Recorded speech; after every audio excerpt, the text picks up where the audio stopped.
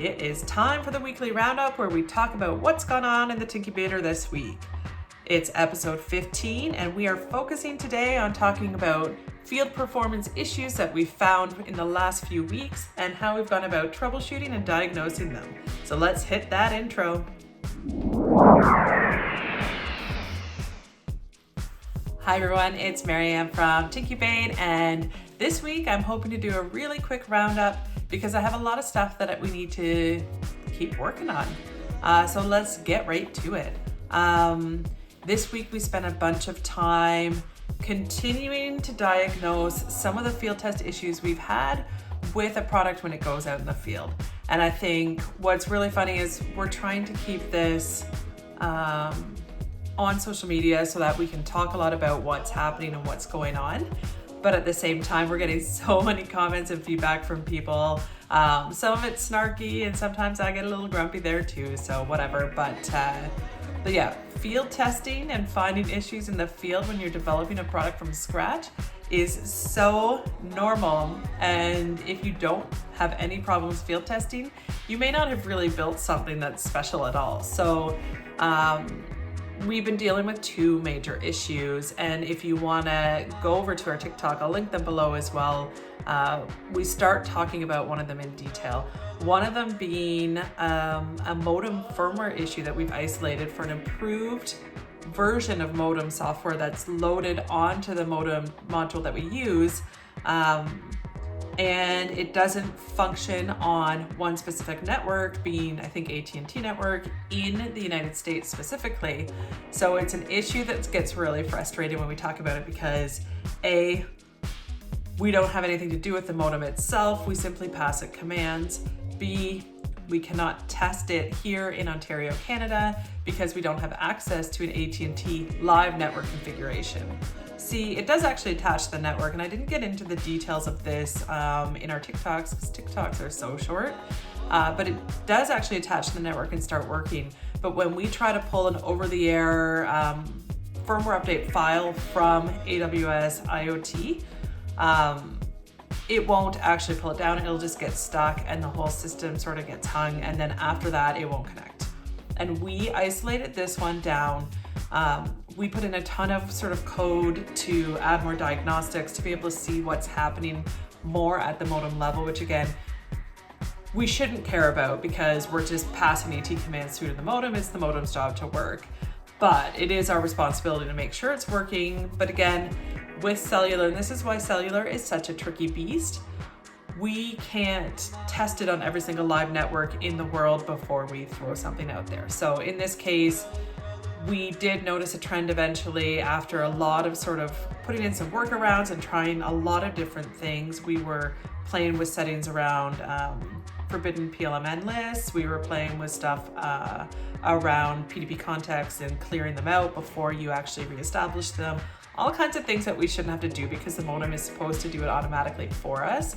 We played with and tried, and then finally when we were kind of at our wits' end going, I don't know what is happening here, we took a look at the 60% of units that were working fine or weren't working fine and the 40% that were working fine in the exact same geographical area with the same code, all the same everything that all worked fine here in Ontario, Canada.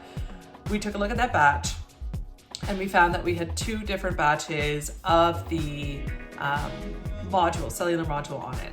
And those two batches, unfortunately, or fortunately, depending on how you look at it, of the two batches, one batch was the batch that was working, and one batch which had different modem firmware on it was the batch that was not working. So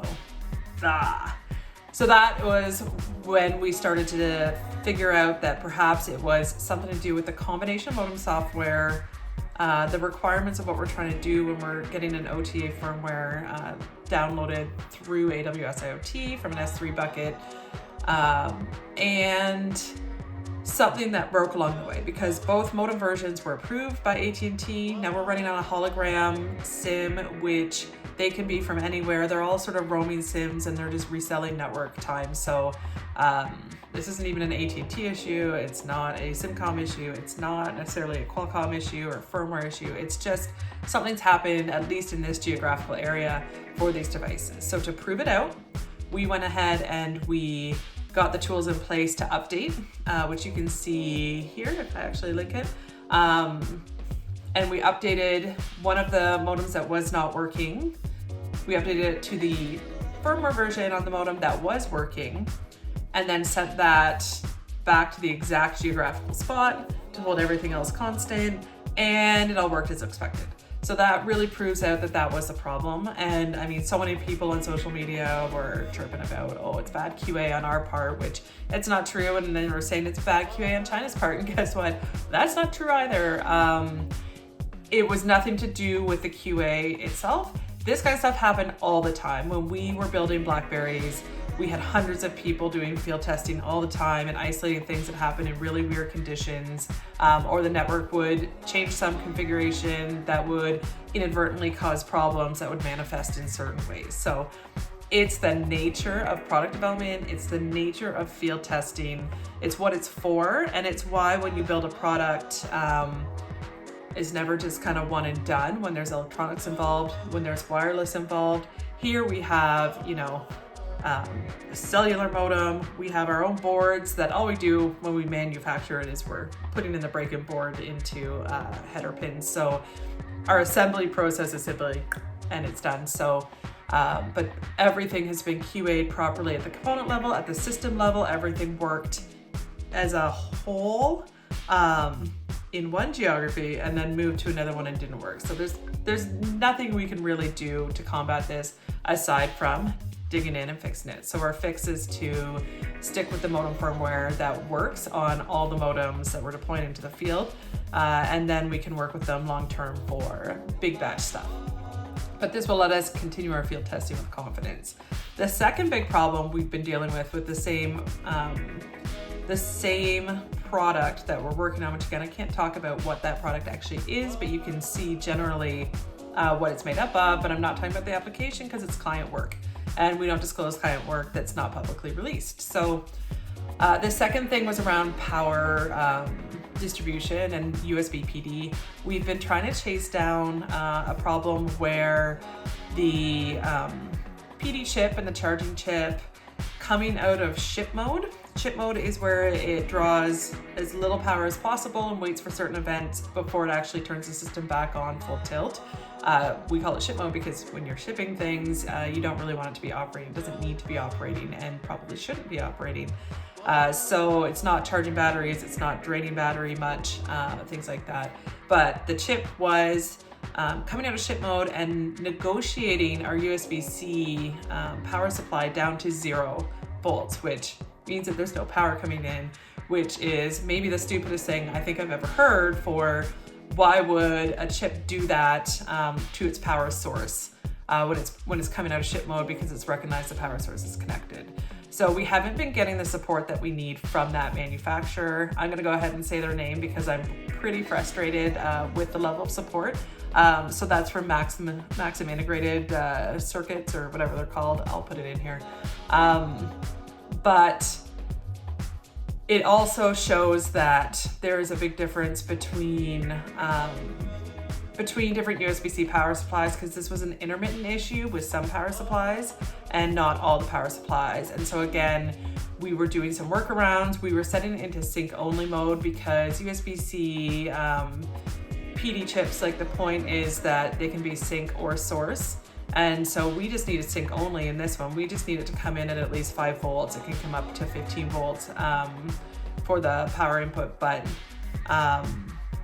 we only need it to be a sync. So we just need it to pull power from the power supply, but it can also be a source and it can push power from your board that has batteries out. So we don't need it to do that, but the documentation around how you actually set it to be in sync only mode, that was different in different places, which is one of my pet peeves when we're doing anything technical. I want the resources to be right. And guess what?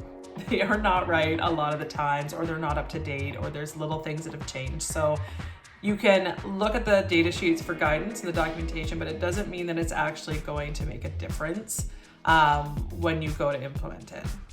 Anyways, this is what has consumed pretty much our whole week. We've got a ton of other stuff on the go, lots of fun stuff. We did try out a really cool new tool that we were playing with that's a live view of current measurement. So I'll make sure that we put a video up sometime, hopefully the next week. Make sure you subscribed and hit the bell and all that stuff to see about that, because that was kind of fun and interesting.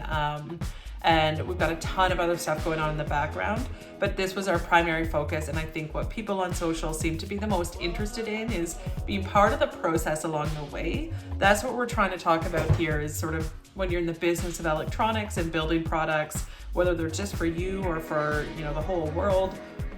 There's a ton that goes into it behind the scenes, rather than just show up, hey, look what we built, isn't this cool?